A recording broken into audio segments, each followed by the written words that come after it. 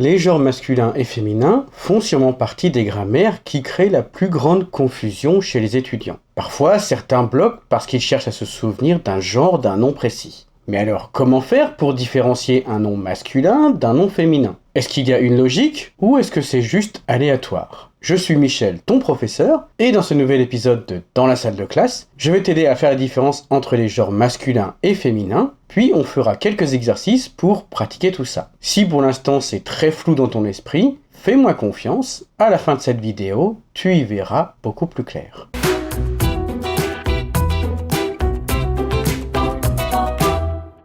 Avant de commencer, il faut démystifier un peu ce problème. Très sincèrement, les erreurs de genre sont fréquentes chez les étudiants débutants, notamment parce que le chinois est complètement différent sur ce point. Ces erreurs sont un signe de reconnaissance d'un locuteur non natif, car les natifs ne se trompent que rarement. Mais en fait, ce n'est pas très grave.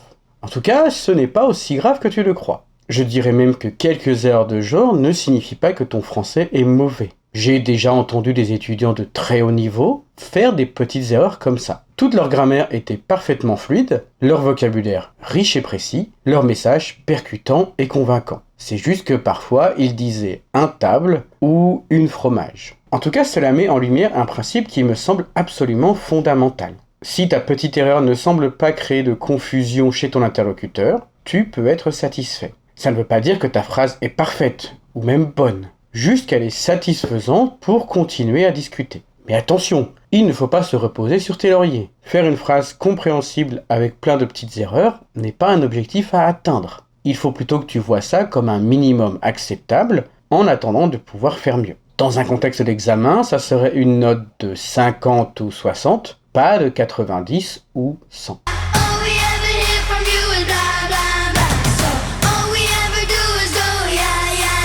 Avant toute chose, il est important de savoir repérer le genre d'un nom. Tu as peut-être déjà entendu, notamment de la part de certains professeurs ou influenceurs, quelque chose comme « Oh, c'est facile, tous les mots se terminant en « e » sont féminins ». Ça serait bien si c'était aussi logique. Malheureusement, ce n'est pas du tout le cas. Ce que tu vois à l'écran maintenant est une série de mots pour des débutants de niveau A1 ou A2, se terminant tous par « e », mais qui sont aussi tous masculins. Donc si l'idée du « e » comme marqueur du féminin est globalement vraie, elle n'est pas non plus systématique. Dans la même veine, il existe certaines grandes règles générales autour des noms féminins et masculins. Par exemple, selon celle-ci, la plupart des noms en âge, isme, ment, o et phone ou scope sont masculins. De l'autre côté, la plupart des mots terminés par sion, zion, t, i, ur, ad, ud et i sont féminins. Cela peut sembler complexe, mais c'est aussi assez régulier, donc il suffirait de mémoriser tout ça une bonne fois pour toutes, et ça serait bon.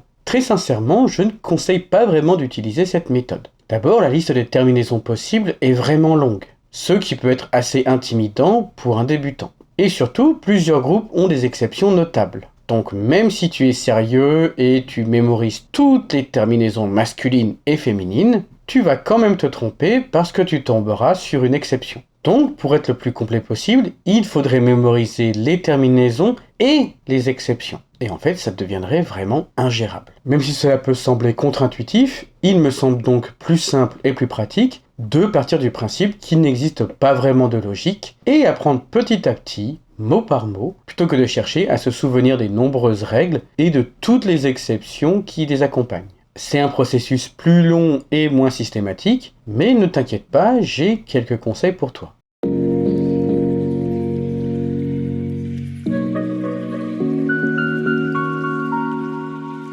Alors, comment faire pour reconnaître un nom masculin ou un nom féminin? D'abord, il faut savoir que, de manière générale, un nom est toujours accompagné d'un article. Là, tu te demandes peut-être ce qu'est un article. Je vais faire une vidéo complète sur les différents articles, donc ici je vais juste te donner quelques éléments importants. Donc il faut savoir que les articles peuvent être définis ou indéfinis. Et les articles définis sont un, une et des. De leur côté, les articles indéfinis sont le, la et les. Ici, on va surtout s'intéresser aux articles un, une, le et la, parce qu'ils sont plus fréquents. Par conséquent, une bonne phrase française, ça sera toujours « je mange une pizza » ou « j'aime le basketball ». Tu n'auras jamais de phrase comme « je mange pizza ou j'aime basketball. Retiens bien ça car c'est une erreur très fréquente de nombreux étudiants. Cette règle n'est pas applicable dans quelques rares situations spécifiques qu'on verra à l'occasion. Donc, à chaque fois que tu rencontres un mot français dans un livre ou sur internet, il faut absolument que tu le notes avec un une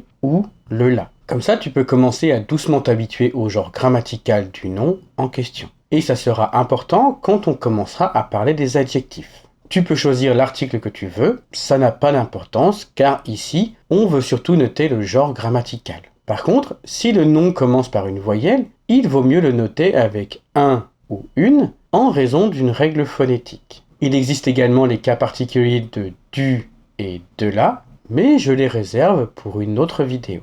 Pour l'instant, retiens que du est utilisé avec un nom masculin et de la avec un nom féminin.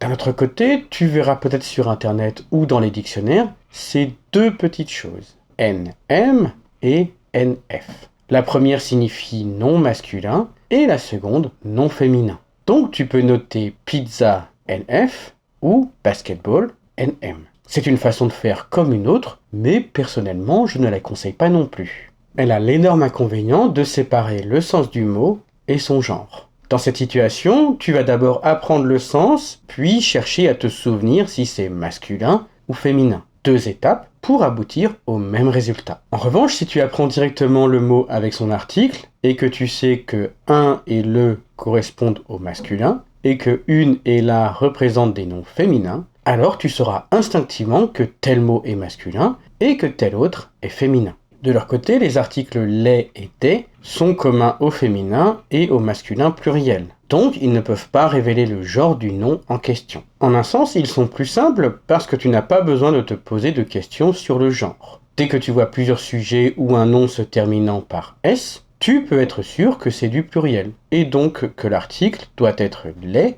ou des. Par exemple, dans la phrase « Le millefeuille et la tarte au citron sont des desserts français », au départ, j'ai le choix entre tous les articles, le, la, les, un, une et des. Dans cette phrase, on peut voir qu'il y a 2 sujets et que le nom dessert se termine par un S. Donc, il est nécessairement pluriel. Par conséquent, je ne peux choisir que les ou des. Et ici, j'ai choisi des. Si tu n'es pas sûr du genre, tu peux utiliser un adjectif proche pour essayer de deviner. En effet, une règle grammaticale de base explique que l'adjectif s'accorde toujours en genre et en nombre avec le nom qu'il décrit. Donc si l'adjectif est féminin, cela veut dire que le nom auquel il se rapporte doit nécessairement être féminin lui aussi. Idem pour le masculin. Par exemple, dans la phrase « Mon professeur est français », il n'y a pas un, une ou le la pour t'indiquer le genre. Mais tu sais que français désigne un homme de nationalité française,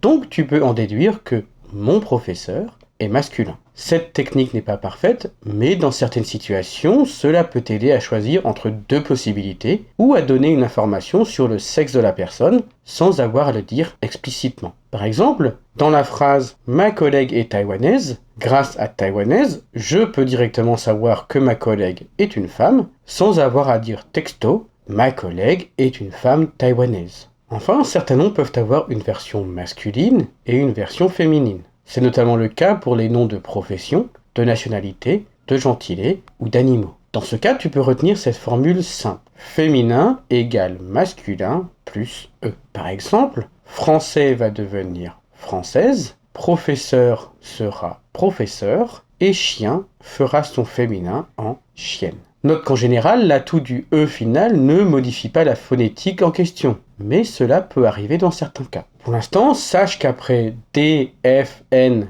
P, S, T et X, le E va influencer la phonétique. Par conséquent, on aura un étudiant, une étudiante, un allemand, une allemande, un lapin, une lapine, un sportif, une sportive, un taïwanais, une taïwanaise, ou encore un époux, une épouse. Et pour te faire une idée encore plus précise, je te laisse une liste complète des différentes règles pour la féminisation des noms et des adjectifs. Avant de faire quelques exercices sur le genre des noms, je voudrais te raconter une petite histoire drôle. Coronavirus.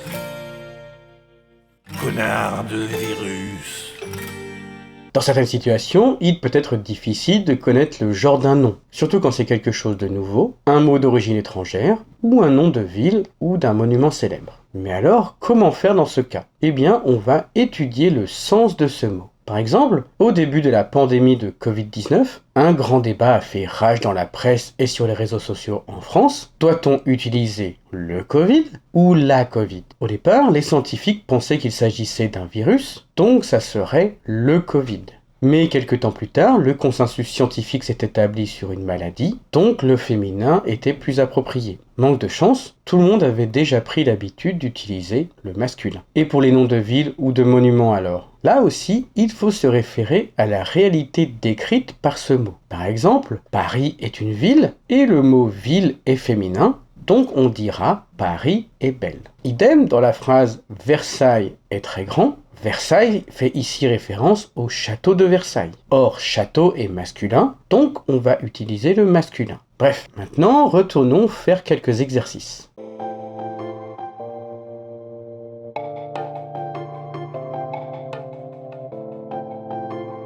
D'abord, on va faire quelque chose d'assez simple. Je vais te donner quelques phrases et à chaque fois tu devras choisir le bon article dans cette situation. Analyse le sujet de la phrase ou l'adjectif qui accompagne le nom pour savoir si c'est masculin ou féminin.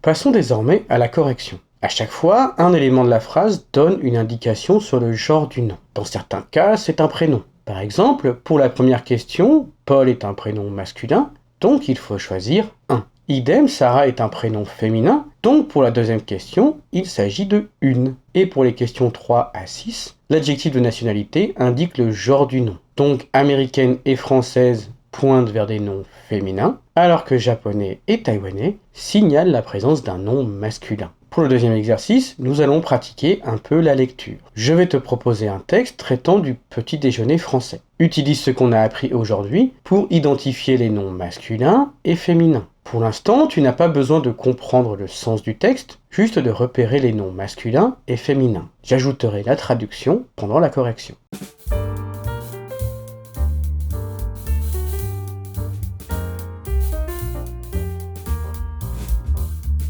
Tu as trouvé toutes les bonnes réponses? Vérifions ça ensemble. En tout, il y avait 8 noms masculins. Le matin, le petit déjeuner, un café, le sucre, du pain, du beurre, un croissant et un moment. De l'autre côté, on peut dénombrer 5 noms féminins. De la crème, la table, de la confiture, une infusion et la journée.